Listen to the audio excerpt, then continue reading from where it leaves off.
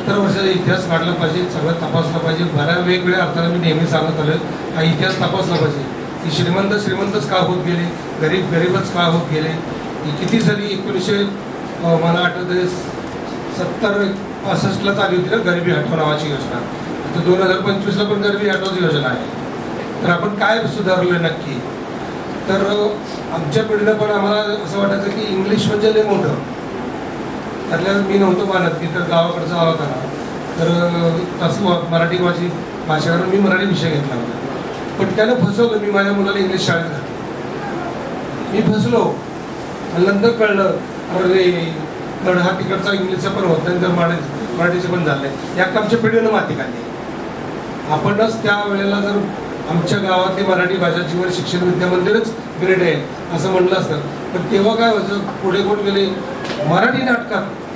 आम्ही जेव्हा नाटक बघायला जायचो शाळेत कॉलेजमध्ये, मला वाटतं सागरा पाणताळा किंवा एक वाक्य एखादा नट बोलला तर त्याला टाळे असायचे, वाक्य काय का असेल. त्यामुळं ते इंग्लिश म्हणजे अरे बापरे, लिसन दॅट केलं म्हणजे अरे बापरे असं त्याच्याकडे बघायला जायचं.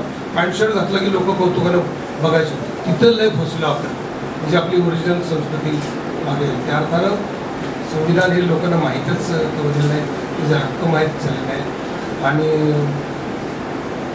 श्रद्धा नैतिकता इतक्या वेगात बदलत गेली ह्या गेल्या 20-30 वर्षात की नैतिकतेचा असा चेष्टाच चालू आहे, जाहीर चेष्टा.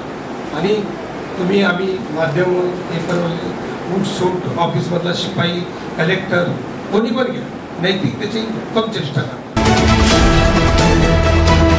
VPL YouTube चॅनलला लाईक करा, सबस्क्राईब करा आणि बेल आयकॉनवर क्लिक करायला विसरू नका.